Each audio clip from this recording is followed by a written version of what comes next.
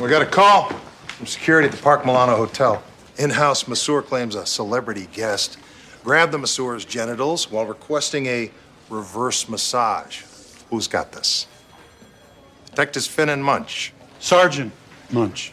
Thank you for volunteering, Sergeant.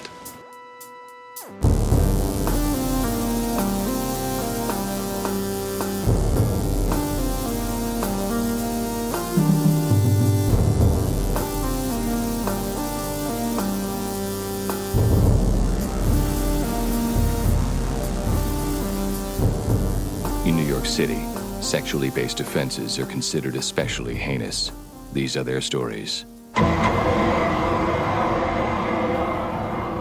All right, guys, welcome to part 2 of our mega episode about the season 14 premiere, Lost Reputation, which is a massive episode involving rival escort service gangs that begins with our own lovable boss, Don Cragen, waking up in a pool of a dead escort's blood. Now, there's a whole bunch of twists and turns that the plot takes us down. We have Brian Cassidy all over the place, played by Dean Winters. He eventually gets shot in the stomach. He's a victim of a hit taken out on him by his kind of erstwhile boss, Bart Ganzel, who he'd been working undercover for the district attorney's office, trying to take him down. But as it turns out, the assistant district attorney who's in head of this case was also working for the other escort service run by Delia Wilson. Now, eventually, when both gangs are taken down, with them comes a whole host of state and local officials. And so it's a really big, tremendous fallout. But this time, we will actually talk about some of the things that happen in the episode. So I hope you guys enjoy. Go back and listen to the recap from the last one we did, the Brotherhood of the Big Bald Bosses, if you want to get a better idea of what happened, if you don't remember quite so well. But anyways, enjoy the show, guys. So, Josh, we are now an hour and 5 minutes into recording. We have not talked about the episode. Let's give it justice, okay? Yeah, so, first off, I want to start before the cold We're open. so far into this goddamn episode and we haven't gotten to the cold open.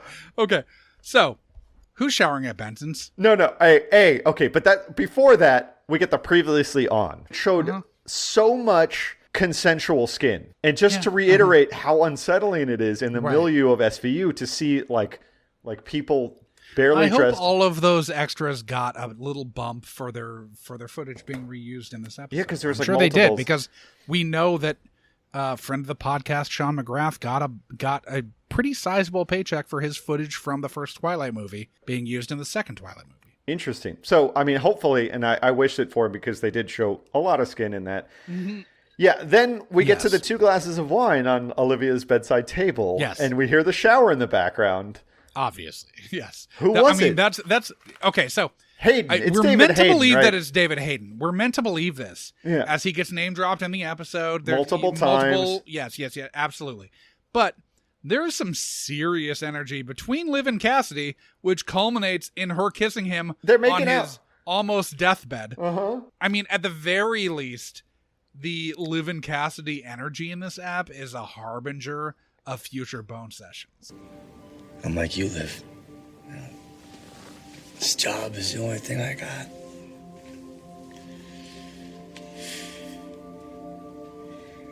I'm not who I used to be. Sure you are. No. I'm not.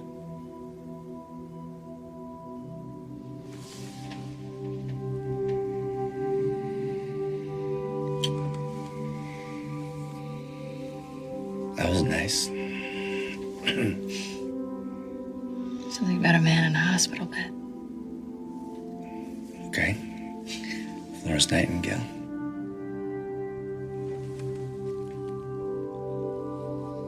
like even before they made out, there was an intimacy going on between Liv and Cassidy. Yeah, absolutely. There's an inarguable energy that the two share. Yeah, and it almost seemed like when she went up to kiss him, like it wasn't the first time that had happened. And well, she no, didn't need because to ask for... she mentions the moment that they shared in season 1 where she like didn't handle it well, and Munch was like, she was like, I hope he's not pissed. I hope he doesn't die, feeling upset about this. And then Munch is like, oh no, he would take that personally. He would be pissed, which I kind of loved.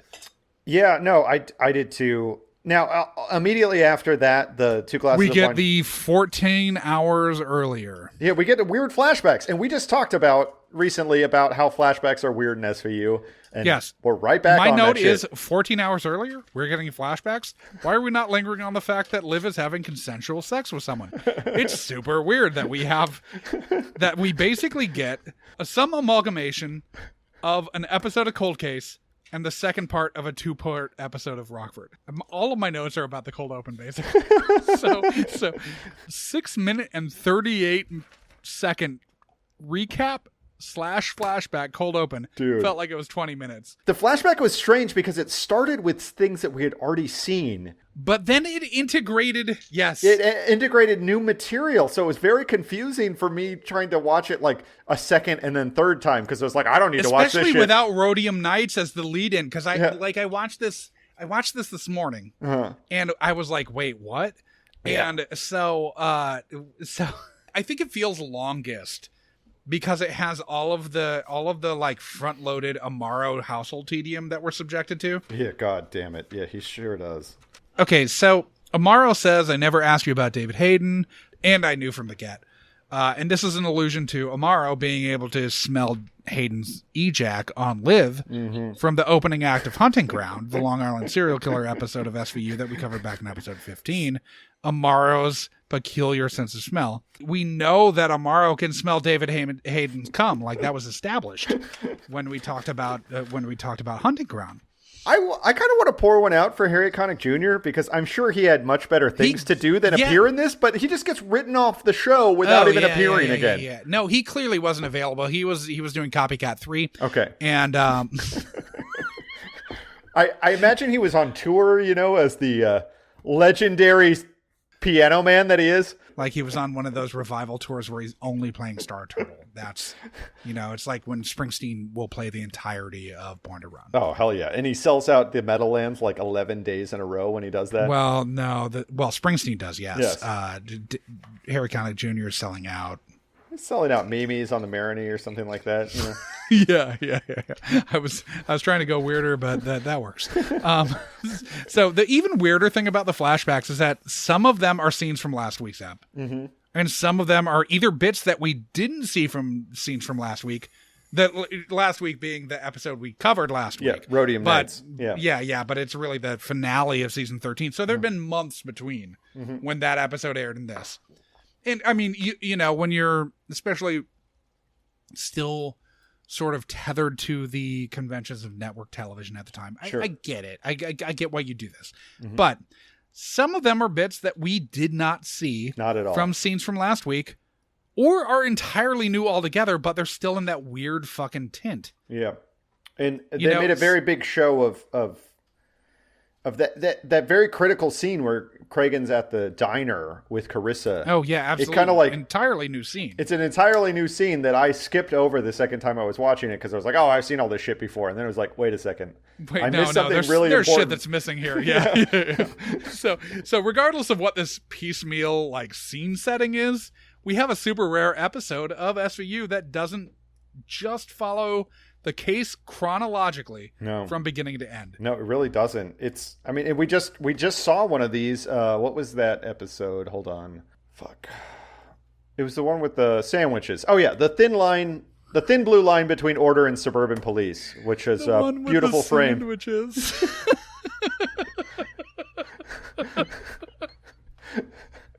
Fantastic. I'm glad that's where you went. I mean, that's the most memorable scene of that episode to me also. Yeah, fuck that episode. Where Barba walks in and is eating a sandwich. Do you know he's mid-sandwich while he's about to pass out the rest of their sandwiches because he couldn't wait in the elevator up to his office. I gotta tell you, after the shock of learning that I'm moving to New York City in July, one of the first things that occurred to me as like this is gonna be okay is that, man, I'm gonna get some like fucking good sandwiches like whenever I want. It's not even gonna have to be that long of a trip. You're not gonna have to drive 45 minutes into Houston to like sit in a weird convenience store ordering a fucking falafel from a strange Turkish man. Yeah, that's like I the won't have to Houston do that food anymore. scene's not bad, but it's not New York. Houston has amazing food, but it's also got like sprawl like LA. It does. The problem with Houston's food is that it really has fantastic food if you're willing to eat weird strip mall food. It's strip weird mall. It's ethnic strip mall food. Exactly. Yeah. If you're trying to eat like nice or like quick and easy, it's fucking impossible. It's terrible. Which, I mean, to be fair, both of us are not trying to eat nice or whatever. No, I don't. Yeah, fuck nice. I'd rather eat strip mall whatever food. Okay, so I want to fly through this shit as much as we can. Yes. Now, Liv did look extremely hungover when she arrived to rescue Kragen. And I feel like she was playing hungover the rest of the episode. Yeah, she kind of was. I've still got notes about the cold open. Okay. So maybe I'm crazy, but having just seen Cassidy last week and the episode before, I'm not sure his hair length matches in the flashback bar scene that we got more of, where he tells Liv that Kragen's name has come up in the UC investigation he's involved in. I think that his hair is markedly longer than it was in Rhodium Nights. I'll tell you what the other continuity issue is, because I'm not gonna like dilly-dally with this shit on this episode. Fuck that shit. Ganzel's address is different in this episode than it was in Rhodium Nights. We go to Ganzel's loft, and it's they pay such painstaking attention to detail in certain things. Painstaking attention to detail in addresses on this show that it's shocking to me that the address changed. In this episode, his loft is at 141 Varick. And in the previous episode, in Rhodium Nights, it was at 571 West 23rd Street. So, I mean, also kind of on the west side, but Varick Street is down in Soho. 571 West 23rd Street was up in, meatpacking district, Chelsea kind of area. No, I got that wrong. Not meatpacking district, Chelsea. That's where it is. Anyways. How is it possible that in the middle of an exposition dump flashback prologue, we still have to wade through the ruins of Amaro's marriage? Dude, I know. Do we also need to talk about how Kragen was duped into this whole thing by the woman in the red dress? Was she wearing a red dress? Yeah. Interesting. Yeah. That is another callback to Avatar, because in Avatar, Mitch Pileggi... The Last Airbender? I wish. But no, in Avatar, Mitch Pileggi sees an apparition of a woman wearing a red raincoat who he believes to be the succubus, but ends up being his wife. So maybe that's a little Freudian thing going on there. But very much a woman in red walking away from him. All right. Okay. So we're past the cold open now, I think, arguably. Are we, though? Just kidding. Just kidding. I did notice. So Kragen slammed his keys on the table, and I was hoping to see her palm them or something like that. We didn't actually see that happen. Yeah. We do see Kragen stumbling home awkwardly. I also love that Benson tells Kragen not to talk until his lawyer's present. Yeah. Well, I know shock's a thing, but the dude's a captain. I feel like he probably knows this. He should know this. Okay, so then we've got temp captain Stephen Harris. We're bringing out the big guns here. Yeah. We've got Adam, I'm not a Baldwin. Yeah. The bit about Finn not being dressed per NYPD code was nice. Yeah, it was amusing. I like that. We've seen Finn dressed well. We saw it in, I believe that was Juvenile, which we covered in Who's the Perfect Victim for a 90-Pound Twerp Perp. That's probably the best we've seen him dressed in our run. Because we haven't seen too many season 2 episodes, really. Yeah. We saw Asunder, and I don't remember Finn's outfit in Asunder, but I do remember it was top notch, but the show sucked. That was a season 4 episode. Okay, but still early in Finn's run. He was No, it's under season 2. I know, Asunder season 2. Yeah. But Juvenile was season 4. Right. No, the first like 3 or 4 seasons, the wardrobe department's really bringing it. Yeah, and after that, he's like, "No, I'm showing up to work in a rugby shirt, and you're gonna put makeup on me, and that's all we're doing." Well, no, it's not even that. He's like, I'm coming to set ready for camera. I will not even go through makeup. Yeah. What I'm wearing is what I'm wearing. Deal with it. Look, I just for men my goatee every night, and I wear a sweatshirt. Deal with it, okay? Yeah. So we have the introduction of the Public Integrity Unit. Yeah. Tragically befitting this broken system that we find ourselves living in. Yeah. This lawyer is not exactly a paragon of integrity. As it turns out, she is not. No. Okay. The big thing for me for this episode is the Baldwin gets the call to like he basically gets a card about the call, and it's we got a call from security at the Park Milano Hotel. In-house masseur claims a celebrity guest grabbed the masseur's genitals while requesting a quote reverse massage. Who's got this? Munch starts sheepishly ducking and walking away as they draw the short straw / easy work week for Munch and Finn. This is obviously a nod to Travolta, but I was like, was it really that early that story broke? And it turns out that story broke in May of 2012. So basically a month before this was written, and about 2 months before this went into production. Watching this episode, I really wanted to jump into an alternate reality where we're watching Finn and Munch investigate that case. Well, you know what? That actually would have been an SVU case, and nothing that is done in this episode has anything to do with SVU's business hours. Right. Yeah. If we're if we're going back to that old, is this a case that SVU would get? Yeah. This is not. Or maybe arguably because of of Iris because she was involved with another investigation. I guess, man, but they were explicitly like warned off of this case at the beginning of it. In the cold open, they're warned off of it multiple times. Now, if the listeners are not familiar with what a reverse massage is, I did a little research. So use your imagination. Yeah. So according to Urban Dictionary, they have something called a nude full reverse massage. It means the massage hostess. We're assuming hostess, so it could be a host. This is masseur, so this is a male. Yeah, that's true. It said masseur, so yeah, it said masseur. That's why I was 100% sure that it was Travolta and not somebody else. So in this case, it will mean the massage host will be totally nude while massaging the customer, and the customer is allowed to perform massage on that host, on their genitalia. It's often used in advertisement for somewhat. Illicit massage parlors. Yeah, that was thrilling. And Adam Baldwin actually said it with glee, and he said it again with glee. And I really wanted to like him because I hadn't really thought about Adam Baldwin in such a long time that I'd written. Right. You're thinking about him in fucking Firefly or My Bodyguard or exactly the other fucking Gargantua. I'm just thinking about Firefly, man, and I'm like, oh yeah, I know that guy. Let's look him up. And then I'm like, and then you look him up and you're like, oh god damn it, this fucking ruined it for me. Why do you have to?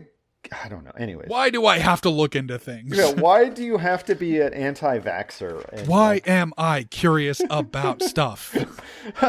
So after Amaro sucks in this episode. Can we just get that out of the way? He sucks a lot. He sucks hard. He's bad at his job. Though I will say that his theory of the crime that actually plays out as being correct. Well, and also it's like, yeah, at this point they may not know Kragen as well as they think they do. Yeah, absolutely. And so it's reasonable to expect, if the evidence points in one direction, that you have to at least be open to that idea, which is all he's saying at the first. Right. And Rollins especially, but the rest of them are all pushing back really hard on that. Now, I get it. It's a show. They're loyal to their captain. But at the same time, I mean... there is a fairly big bomb that's dropped about Kragen in this very long episode of SV. Well, the reason I ask is because I'm coming forward today with some sensitive information about her captain. You haven't set him up enough?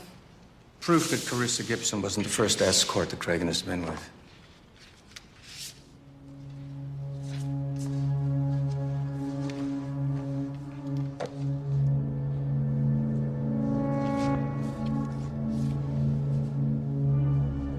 He didn't tell you, did he? Those aren't probative of misconduct, and they could have been photoshopped. Please feel free to authenticate. They're yours to keep. Do you have any credit card receipts? Any phone records, emails? He used pay phones and paid with cash.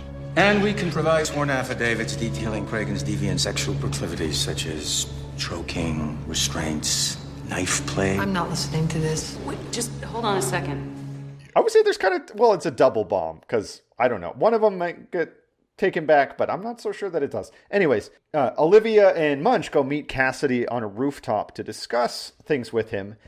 And lo and behold, the first illicit meeting between Munch and Olivia with Cassidy. Yes. And to be fair, Munch was Cassidy's partner in season 1. So exactly. it makes sense. It makes this sense all that makes he'd be sense. There. But yes, it's kind absolutely. of fun. Actually, it's kind of fun because we don't get to see Olivia and Munch going on patrol very much together. Exactly. So it's kind of neat for that from that perspective. Also, and I mean, Munch doesn't want to be working this Park Milano Masseur case anyway. Yeah. Also, he was trying to get out of it. Both of those scenes were scenes that I really enjoyed for different Absolutely. reasons.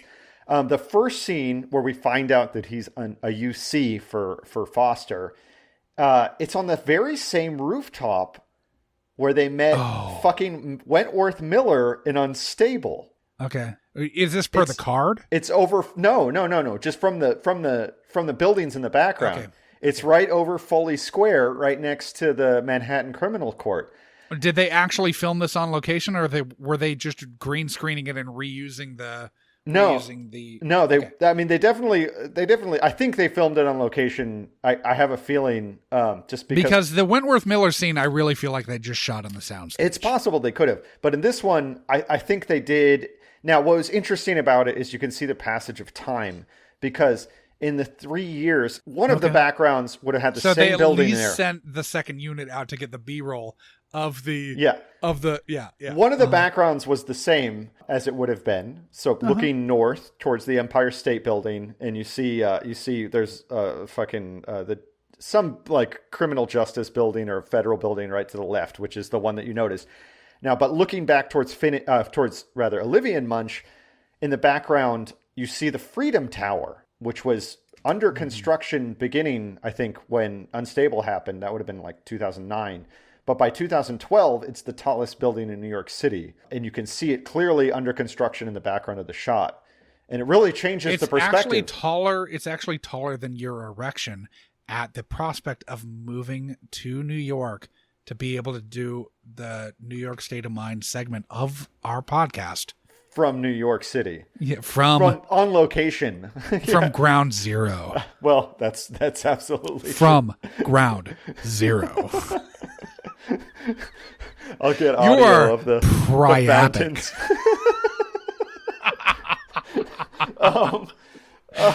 Inappropriate. Anyway, moving on. Too soon. So I feel like we've skipped over a very important thing, which is Warner totally getting a load of Cragen's wang. You can turn around now, Captain.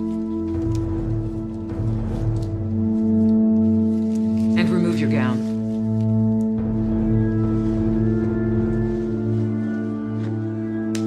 And I'll need you to drop your shorts.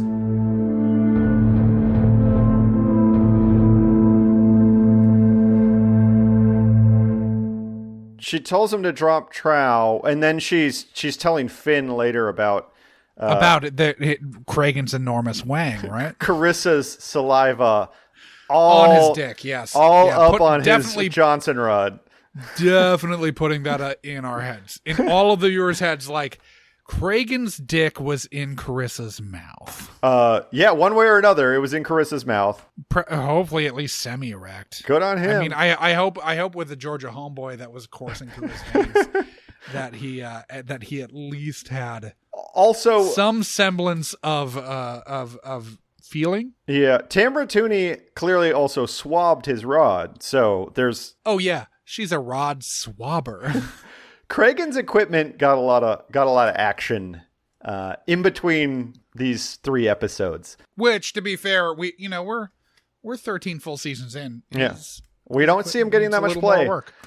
Now we find out that he possibly gets a little bit more play than we were expecting. He apparently is an aficionado of knife play. Well, no, that's bullshit. That's all nonsense. But I want to talk about his lawyer. Yeah, his lawyer, Jackie Jr. Yeah, who in the fuck is this lawyer that Cragen stuck with? The dude just sprouted his first pube. Apparently, he plays a PBA lawyer 8 times or something in SVU. That's hilarious. Also, quote, I'd like my own clothes. My concern is, how did they find clothes that were too big for Cragen? He's a beefy 6 foot. I'm assuming they took Adam Baldwin's clothes. I mean, he's the only one that's like bigger than him in the show. They brought him a suit from where exactly, and ended up being too big for him. Like, this does not track for me. I know. Cragen's got quite the punch, and he's not a small man. He's 6 foot. Like, I checked his height on this. He's taller than Elliot, right? I feel like he's 6 foot, but with kind of a decent wingspan. And the fucking wingspan on that suit was like gigantic. 3 inches too big. Like, how can they not get him clothes from his apartment?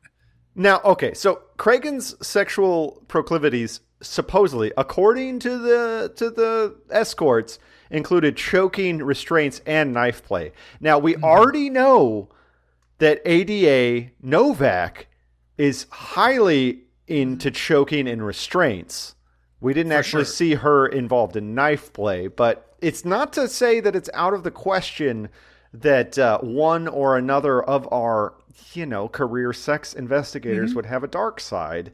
And I, for one, would rather see Cragen getting tied up, maybe getting his, getting a little bloodlet here and there in a consensual way, under control with, control words. I'd rather see him doing that safe words, than paying women to talk to him, because that's the saddest thing that I've ever heard in my life. I gotta say, well, I mean, that's basically the join DSA, Cragen. Like go to a meeting, talk to people about leftist politics. Do something like that. You don't have to hire people to talk for to. The cause, brother. That's what I'm talking about. I guess the obvious thing we're supposed to draw from this is that this is where Benson's heading. That's true. So Benson's at this course in the episode, she's basically trying to save herself, not him. Yeah, that's true, because she's going down that dark road. Like, she's the one that's... Yeah, she's going down the old job, and she's like, oh no, I've changed, Cassidy. Yeah. I've moved past this. But have you? Liv? So interesting. Have you? So in seeing like the after effects of Cragen's midlife crisis, we're basically seeing the beginning. Not midlife, end life crisis. Like late life crisis, like late career crisis. Late career, yes, yeah. We are seeing the beginnings of midlife. Olivia's. Yeah, that's for sure. He's about to be forced into retirement by NYPD policy. I mean, that's the thing. Like, he could easily take retirement and be fine and go home. It's just he clearly has no. Was he not a captain in seasons 1 and maybe 2 of TOS? Honestly, he should have had a higher rank by now, and so should be getting a higher retirement bonus. 2 years after his initiation into this world. And he hasn't moved up. He has not moved up. A tick on the He is ladder. not advancing. That's because he keeps getting in fights with IAB.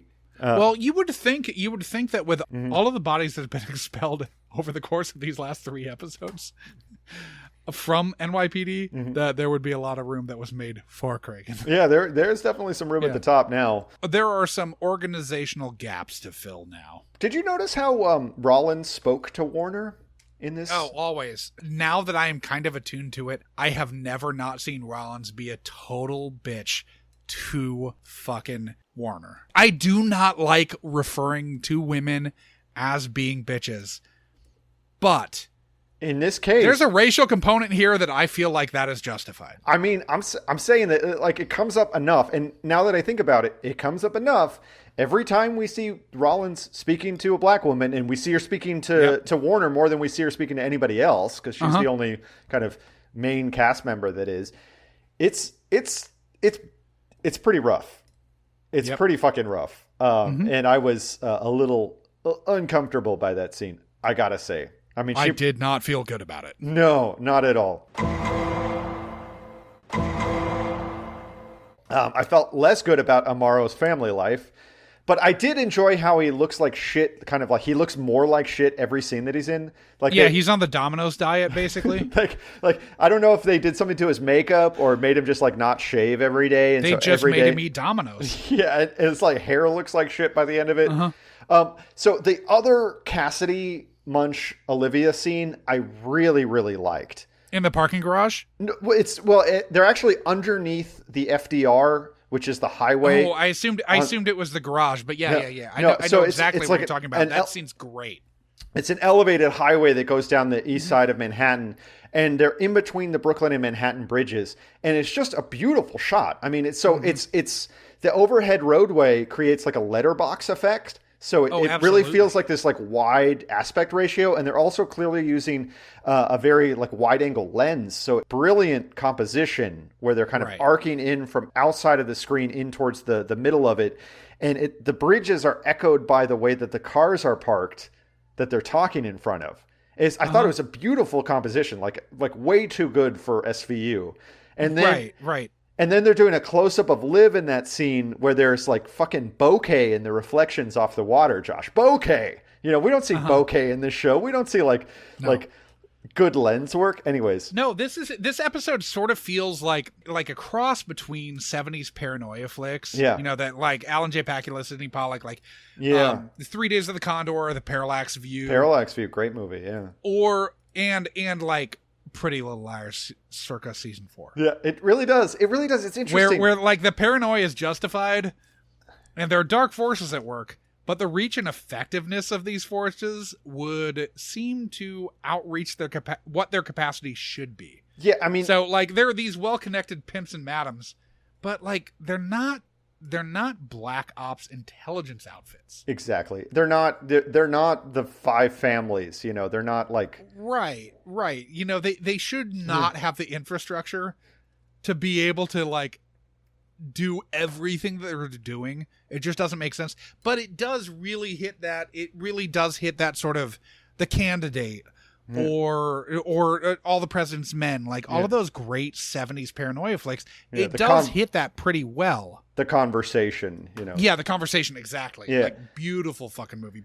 I would argue that The Conversation's actually Francis Ford Coppola's best movie. Completely agree. 100%.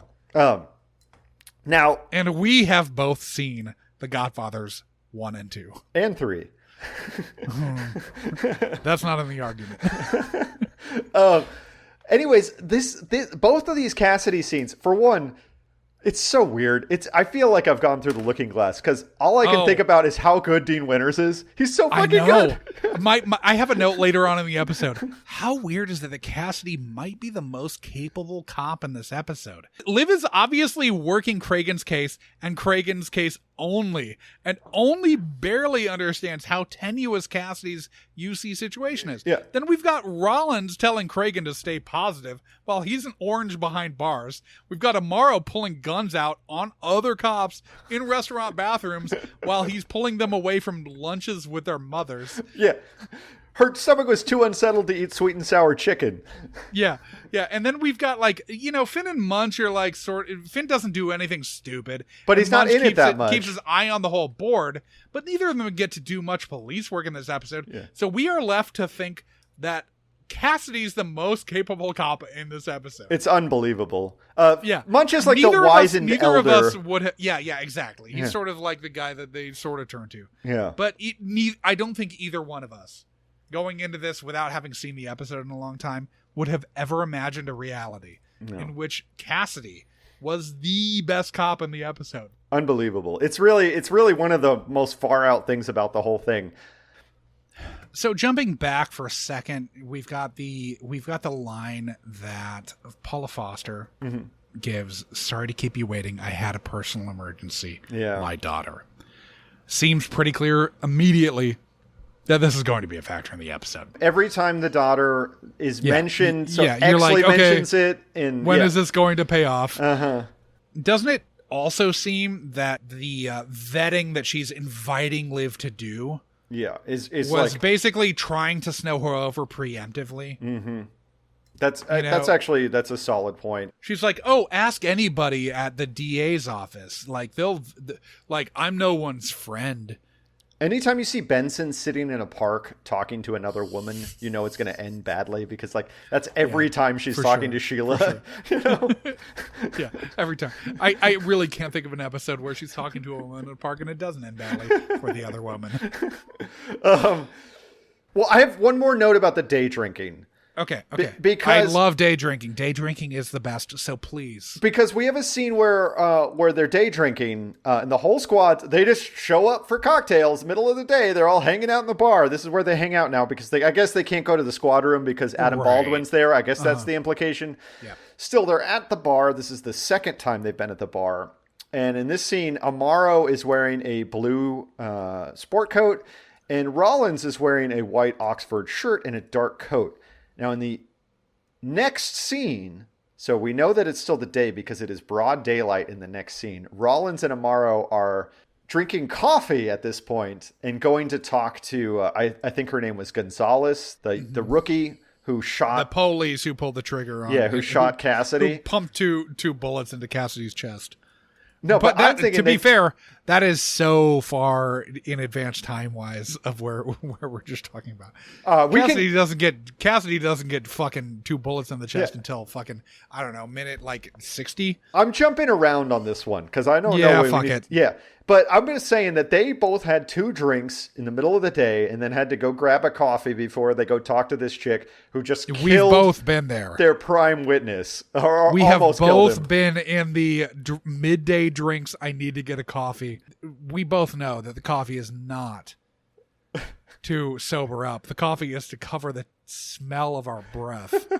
Ain't that the truth? Okay, do you want to go back to when Iris, the booker, gets offed? So I actually want to talk about the "she was so warm, alive" line. That is so disgusting.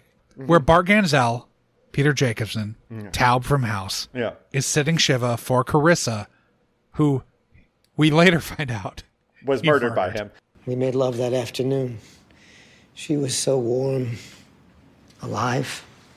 That is the most disgusting thing. Like, he was talking about having been inside of her. Uh-huh. He was wearing like a sky blue. He still does not know how shirt buttons work. Unbuttoned like 4 or 5 buttons deep. A disgusting amount of buttons undone. Now, all of the women that are hanging out at his loft, who we saw in Rhodium Nights as well, who are wearing lingerie in Rhodium Nights, they've tastefully put on black would you lingerie. Say regular clothes, but in this case it's basically dresses black that negligees. They're dresses. Yeah, they just they almost cover their entire asses. Those dresses. They still got those dresses from probably Fredericks of Hollywood. Yeah, not Victoria's Secret. Absolutely, they definitely got them from the store that's right across the highway from the strip club, you know. they got it from the Hustler store. It's so true. Now, there was some racism against Amaro. They back it up Ricky Ricardo line, which is it really racism when Cassidy has him pegged inarguably? There's no defense for anything that Amaro's doing here, and maybe Amaro's like sort of got a read for the situation, but his actions are so fucking out of control that it does not matter. I mean, he has like the skepticism at the beginning, which turns into just this like blind rage that really is very problematic. He's the poster child for toxic masculinity. Absolutely. And oh God, he just throws it around all over the place. Everywhere he goes, he's throwing it around. Oh yeah. I wish that, his wife would have left him off screen, though, the way that Harry Connick Jr. left Liv. That would have been merciful. We didn't need to see it. No. Instead, we finally get Maria telling Amaro she's moving to DC for her Pentagon gig. Yeah. And it's like, oh, thank God. This is basically euthanasia. Yeah, at least we won't have to see him, fucking FaceTime with her anymore, but we will. She does come back. It was Skype. It was Skype. It definitely had the Skype logo on it. It was definitely Skype. Weird. Late. That was branded. Yeah. Weird branding. I want to talk about when Iris, the booker, was found dead. And because, for one thing, they didn't put her under 24-hour surveillance. Oh, that was my immediate note. Like, wait, huh? Yeah. She's not under 24/7 surveillance? I mean, come on, guys. This is amateur hour. They already killed the fucking governor, and she's not under 24-hour surveillance. Yeah. And it's one of those things where it's like, okay, obviously, like, we're meant to ultimately believe that this is because someone up high is on the take. Yeah. But that's ludicrous. Seriously. And the unit should know better and should just be fucking there. Like, Rollins should just be parked there. She doesn't do anything useful in the episode. Just put Rollins there. Like, well, she commits she commits police brutality later and racism. So yeah, you're right. Yeah, you're right. yeah. She loves to do the racism, and but I really enjoyed that scene because thankfully we get away from the consensual nudity of the recap and of Rhodium Nights. And we get back to the dead nudity. And we get to 100% non-consensual dead body nudity in the bath. And it really feels comfortable to see that when we're... I know, I feel at home again. Finally. How broken has this podcast has destroyed us. We are fucked. Yeah, it's really true. I can't really talk to people in real life anymore. They find a way to disparage Armenians.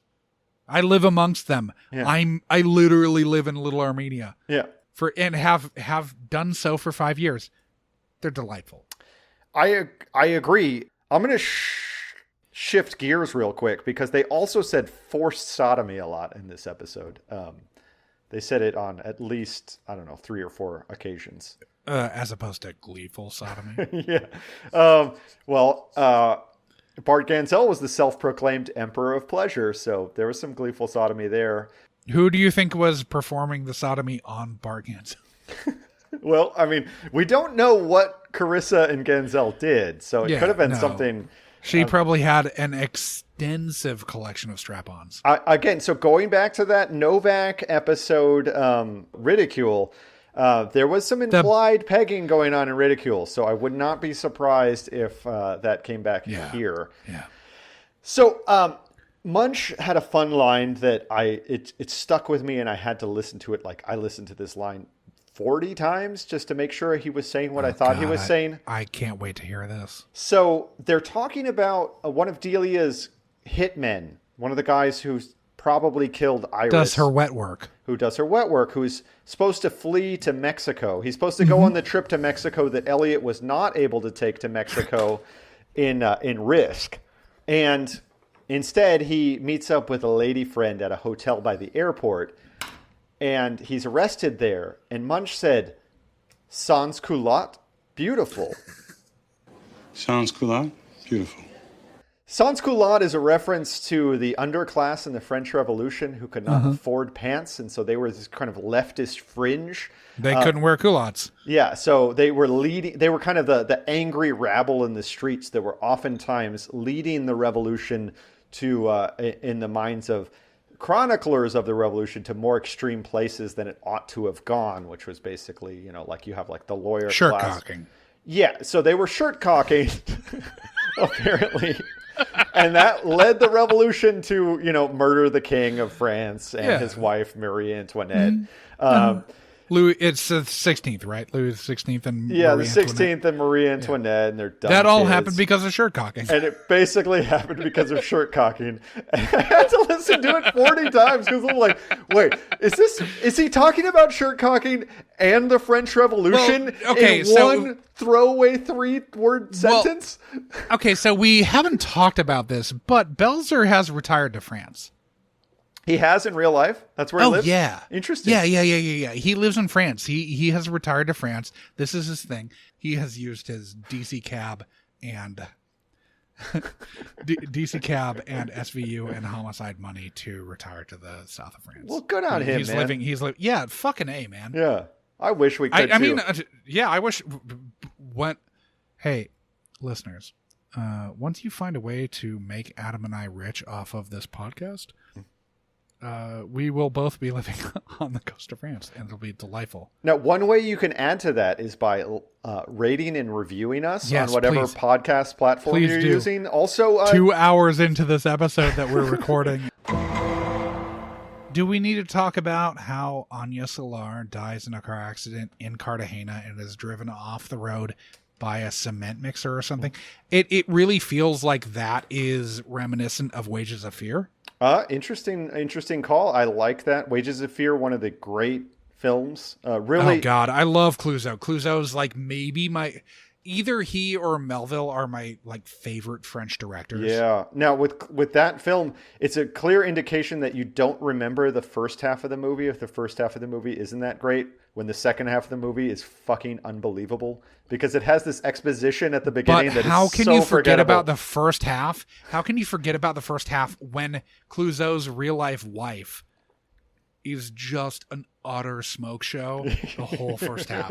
She is so like there are very few people whose images have been committed to celluloid who are as stunning as his wife, who died in like 1958. You know, she died very young. Yeah. And she was in Les Diaboliques also. Oh, okay. Uh-huh. But she's so attractive. Like, there's no instant in which you're not just like taken aback at how stunning she is. I already know what's going to be in my episode blurb for this one. With that, but yeah, cool. Wages of Fear. Cool. One of Wages of Fear is fucking amazing. Highly recommend. Just the way editing can heighten the tension. Oh yeah, in a scene. It's a stunning fucking movie. Like people sort of Americans like to shit on French cinema. No, fuck that, man. This is not a movie that you should shit on. This movie is fucking incredible. And it has maybe the greatest ending of all time. Oh yeah, where there's this I don't want to give it away if you haven't seen it. No, don't. But please, all-time great ending. Please, we behoove you to watch this. We love Shakedown. You know, we love movies that can also just be like trashy and fun.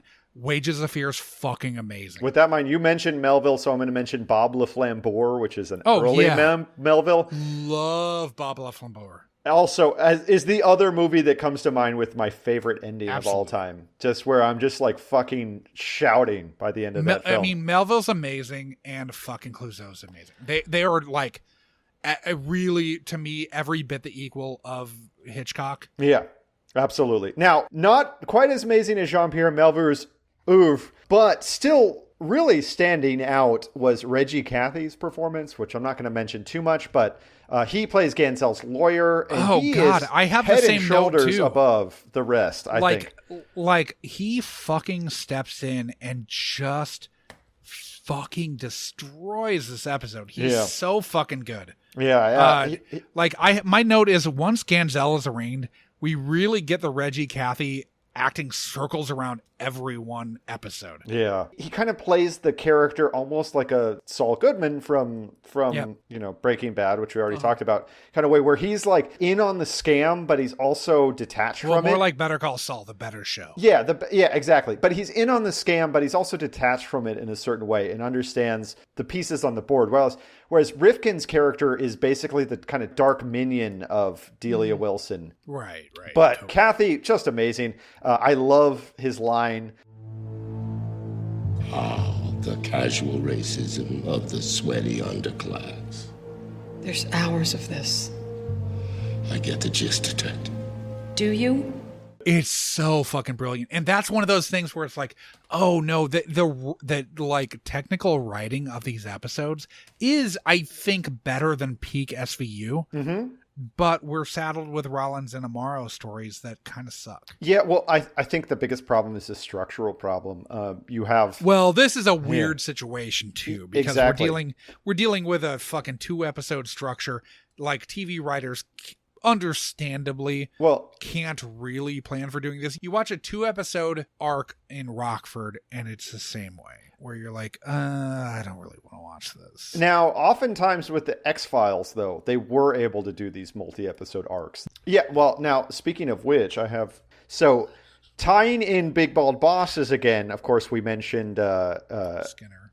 No, we mentioned fucking Chickless, who was the Big Bald Boss in The Shield and in The Commish. And in The Commish, yes, most importantly. Now, one of his underlings in The Commish was, of course, Nicholas Lee, who is fucking Krychek Yeah, in Krychek, the X-Files. fucking Krychek. So I'm telling What a you that the dickbag. big bald Boston has many different webs that all are entangled with each other. Just wanted to throw that out there.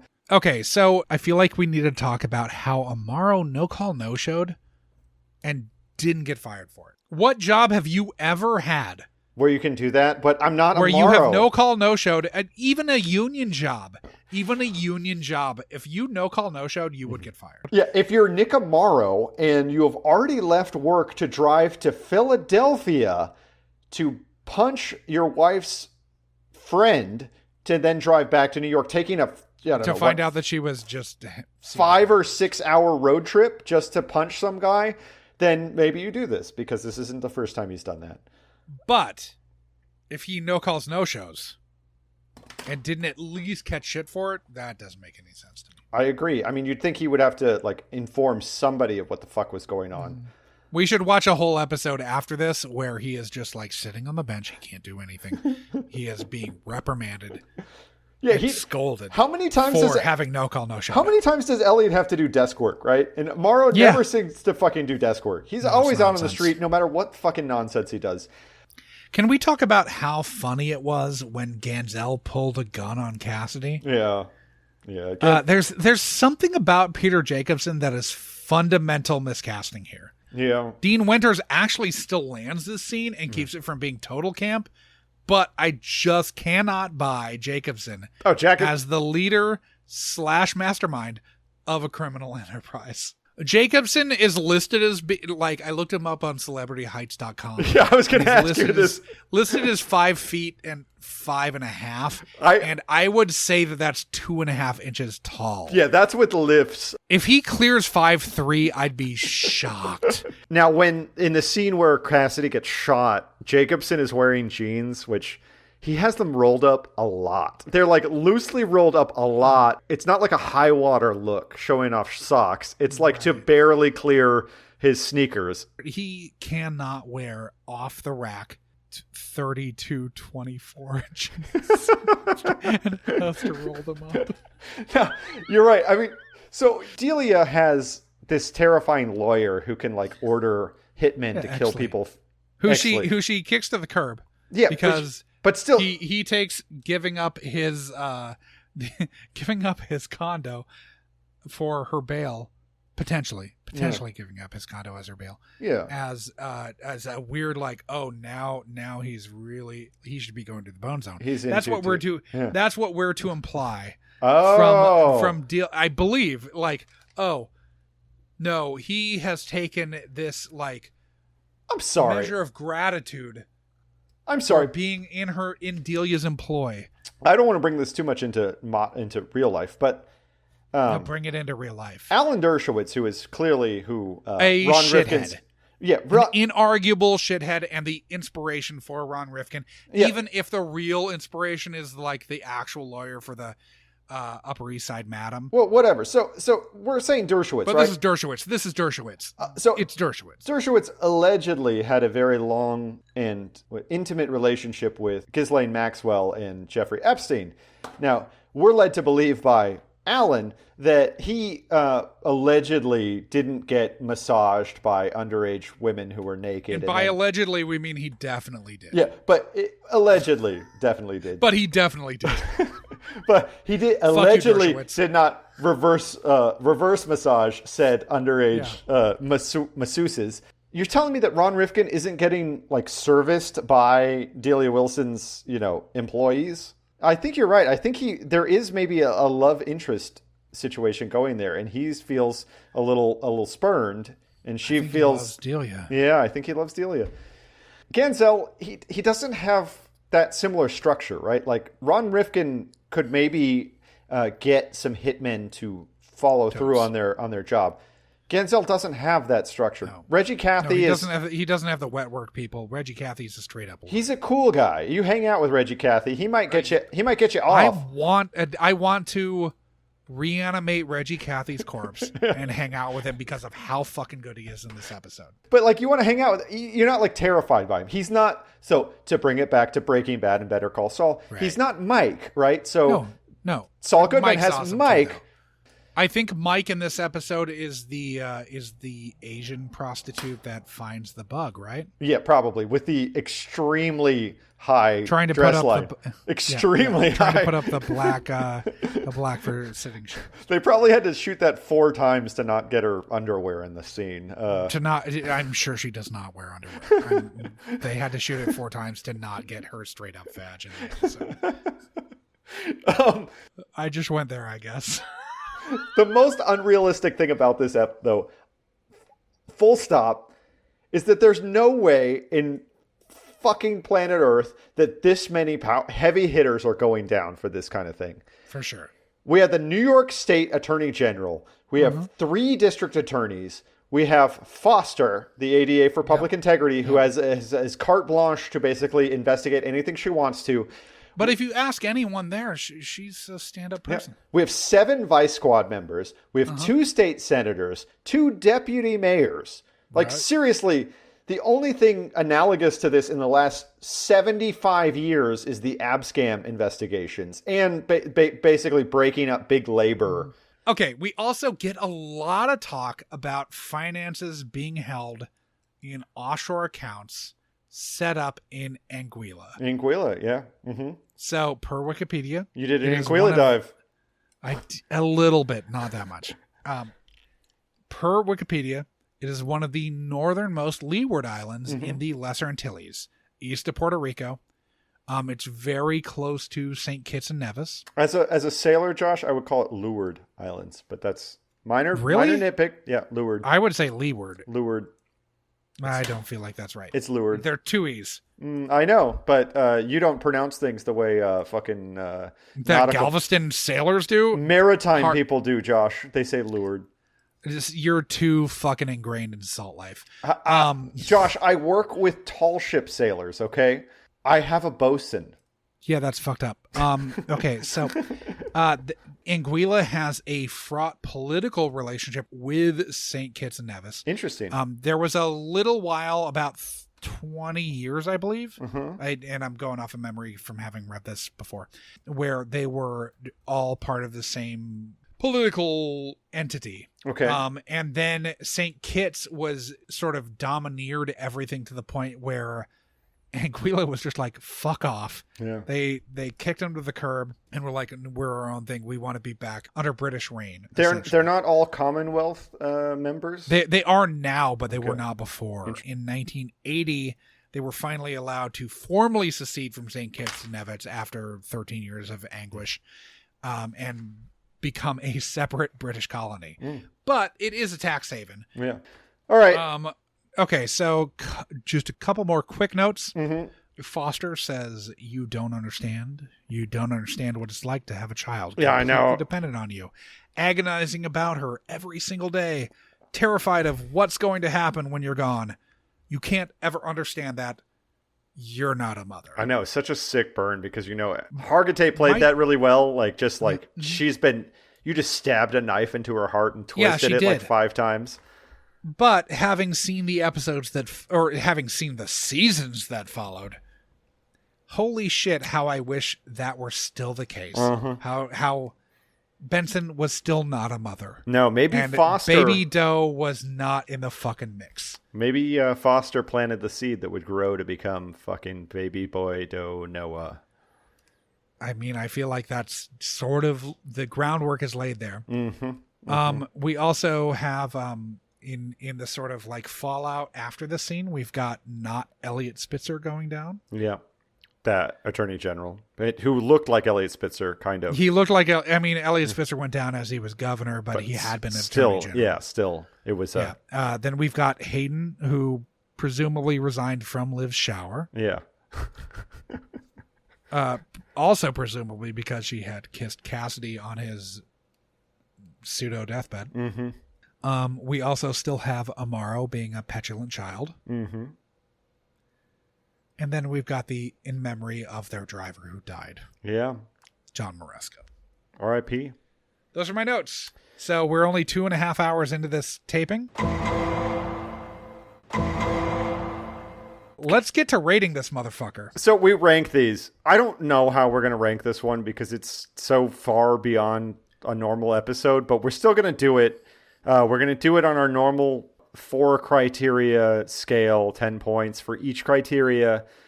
And we're going to come up with a composite score, and I don't have a clue where I come in with any of these. I don't either. I'm on like both sides of the spectrum for every element of this episode. I know. I want to just put a 5 across the board. Anyways, so we do it. Yeah. We do it on quality, on guests, on how problematic it is, on the depth and breadth of lives ruined, and then we come up with the composite score. So on the quality of it, it is good. It goes through an hour and a half, and it has some really beautiful shots that are unlike SVU. It has good writing for some of the guest characters. It has a plot that is interesting if it's sometimes not 100% believable, but it's still interesting. It basically is kind of a rambling mess where it's just like scene, and it doesn't flow in any kind of normal way, which is kind of why I think our notes don't flow in any normal way, because I don't remember how the fucking thing came together. I don't remember, besides. Yeah. Same. Absolutely. So I just watched this episode now that we're 2 hours and 35 minutes into taping this episode, I watched this episode maybe 5 hours ago, and I honestly kind of don't remember how it all came together. Yeah. So what do you have a number? I would say 4 because I think it's, I don't know, maybe 6. 4 or 6. I don't know. 5. Okay. We're between the 4 and the 6. Okay. There are things that work. I think it's really hard to judge how this works because it's so long. And it's so just out of the ordinary. We're in left field. If it had been 2 different episodes, if it had absolutely, been, I think it would have been more manageable if there was a discernible endpoint for episode 1, and it went into episode 2. And I know the episode 1 endpoint is when Cassidy is being held at gunpoint in the bathroom by Amaro. Absolutely, but you have the the cliffhanger right there where Amaro but they aired them back to back on the same day, if I'm not mistaken. They did, yeah. Apparently, Network told them that they needed to do 2 episods. They had an open slot then, and they wanted to do 2, and they were like, okay. Network was lazy. Yeah. Okay, so the guests we have a quality performance from Ron Rifkin. We have Adam Baldwin, who is... Reggie Cathy's fucking amazing. I was going to get there, yeah. Episode. We have Adam Baldwin being pretty good. Reggie Cathy's amazing. I think Paget Brewster's doing good work here. She's fine. I mean, Brother Muzone's good in the scene he's in. Okay, so we have them. We also have Jacobson, who is far over the top, who is on the downslope of over the top. Such camp. I mean, it's actually honestly, which I know it's not supposed to be this way, but I think it fucking works from a our standpoint. I enjoy it. This is kind of fun. Yeah, but it's not good. It's not good. And Delia Wilson is, I don't know, she's not that great. We also have, I don't know, fine. But. Cassidy's really, I do want to give really credit good. Where credit's due. Dean Winters is actually very good in this episode again. So I think we give it a 7 the same way we gave the last episode. Yeah. Because I don't have a discernible difference. The people that were good are also good in this one. And I think, we add Adam Baldwin is good in this interim captain role. Yeah. I think fucking Paget Brewster is good in her. I mean, it's not a sympathetic role, or I guess it's an understandable but not sympathetic role. Yeah, because of us caring about Kragen. But I think it works, and I think she's good in it. Sure, exactly. And we lost the douchebags from the bachelor party, who also did a good job at what they were doing. And so they were good at being douches, but we don't want to watch douches that much. Yeah, okay, so 7. So was this episode problematic? I don't really know that it was. Well, there are a lot of in a lot of not fun ways. It is. Where so Rollins punches Ganzel when they're arrested. Basically, the problems are with with policing, with this era of SVU. So we have Rollins racism, Rollins punching Ganzel. Yep. We have Amaro just being completely unhinged, taking days off of work, going completely just haywire. No call, no showing without any fucking recompense. Yeah, completely disrespecting a district attorney who's investigating him. For sure. It's that's a problem. But there wasn't the kind of salacious wildness. I mean, there was a little bit. We do think about we're meant to think we're about. We're forced to think about Kragen's junk in more than one scene, so we're that meant to be, brings it back we're up. We're meant to think about Kragen's junk being in the mouth of a very attractive Australian woman. Yes, of a Neighbours cast member. we also have Iris dead, naked, slit-wristed in a bathtub. Mm-hmm. Which is problematic in another kind of fun way for this show. For the SVU, for Munch by Benson, how normal that seems. That's problematic. That's problematic with our brains, though. We're broken, but I want to say 3 because 4. I would say 4. Okay, 4. Let's say 3.5. Let's meet in the middle and say 3.5. Because I really think that most of the problematic shit is not fun, but I do think that the Kragen junk stuff is fun. The Kragen junk stuff is I think really the Kragen fun. lonely stuff is kind of fun. Yeah, the prospect of Kragen being into a choking play and knife play, if it's fun. It's fun. Even if it's not real, it's fun. Yeah. Okay, so this one is interesting. Depth and breadth of lives ruined. Now, I'm going to start from the end of the show and then work forward because massive amounts of people who deserve to have their lives ruined in this. And so fantastic. Eat the rich. Now there's a trail of blood also. We have fucking not Iris. just in Kragen's bedroom. No, we have Iris dead. Iris' 2 kids without a mother. We have Carissa Gibson is dead. Kragen, his career is on life support. It's on life support. His secrets have where we end off. We know it ends up in a different place, but at this point, his career is on life support. But his weird secret is unveiled, and it's not. Yeah, and it's going to be hard to walk back from that. Liv is been slapped in the face with the fact that she is not a mother, that she is fucking not fulfilled her purpose biologically on this earth, which is to pump out babies and care for them. Can we get Megan on this episode right now? Can you just interview her about what it feels like to be a mother? Well, exactly. Because we're only 2 hours and 43 minutes into recording this episode. I'll just go flag her down. This will have to be for Patreon only. So, Okay, so Cassidy, 2 bullets in the chest. It's going to take a minute. It's going to take a minute. It's going to take a long minute. But at least he got kissed on his deathbed. Yeah. Almost deathbed. Okay, so Amaro, wife and kid, gone to D.C. Yeah. Oh, yeah, gone to D.C. Amaro's kid, not seen her dad for a while. His wife is leaving him and going to work at the Pentagon. Yeah. That's how much she hates him. She's going to work for the fucking Pentagon. Let's see. What else? Where am I missing? There's a lot of fallout in Ron this Rifkin's love of his life. Rifkin has been, he's not on retainer anymore. He's not on retainer anymore. And as we've established, he was in love with Delia, and Delia spurned him and is gone down. So publicly spurned him and is now gone down. On the record, in court, spurned him. Now, I feel like Reggie Cathy is going to land on his feet because he seems like the kind of operator who will because he's the best. But at the same time, he is also kind of fucked over one of his clients, even though he explicitly said that he wasn't his lawyer anymore. We know he's still a lawyer later in this season, so I think he's fine. Okay, but still, I mean, I just feel like his career's taking a beating.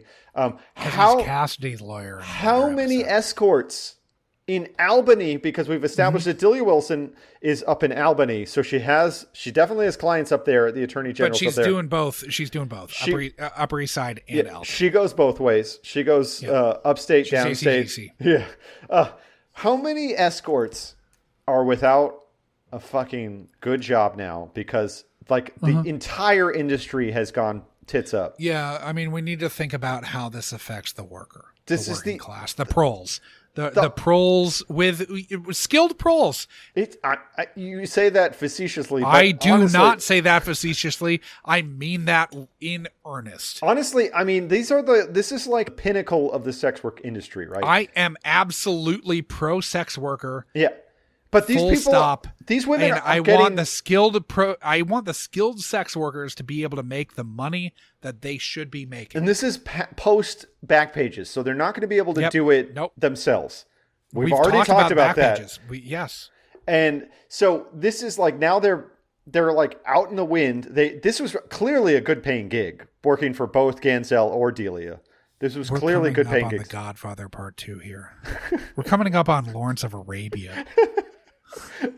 Anyways, we're gonna stop Bridge Over River Kwai this and come up with a number because how many? I think there's a lot of fallout here. I think it's like a fucking 8. I think it's an 8 too. I think it's an 8. It might even be a 9. We don't have a 9. No, fuck it. It's fine. Let's leave it at 8. This episode's not good enough for it to be a 9. I get that, but this might be the 9, right? They took down the fucking state attorney general, Josh. Okay, fuck it. No, at 9. It's 9. It's not fucking hunting ground. It's Dozens not of sex killer. workers are without a gig. Like lots of shit goes down in this. It's not AIDS breakout in Hooked, and it's not fucking serial killer in fucking Morrow's Peculiar Sense of Smell, which was which really fed into this episode. Hunting Ground. Hunting Ground. Yeah, it's not those episodes, but I think it's it's fair. It's 9. It's 9. I think it's the 9 because we haven't had a 9. Because it also fucking completely erodes our faith in the fucking political system that we live in. We also live in a world where we can't extradite people from Colombia, which again has been a U.S. client state for 75 fucking years. Correct. Like the reason there hasn't been a communist government there is because we fucking propped up right-wing death squads for decades. So, so that gives us, it's above average. It's 6.125. Yeah, it's not as good as the finale. The finale was legit great. Yeah. And this one if Carrie Strug had her other ankle give out on the landing. Mm-hmm. I can see that. That's what this would be. Now, the thing where you'd be like, oh, it's still sort of a triumph of sorts, but not this. I'm so glad you have to edit this episode. Without further ado, episode.lol. Thanks, Flet. Okay. Rolling the fucking dice. Bill and Ted, drop in right now. And we are getting...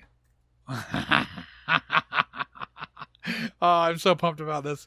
Okay, so the picture from Russian Brides has a great fucking picture of Timothy Busfield. Nice. And he looks almost homeless.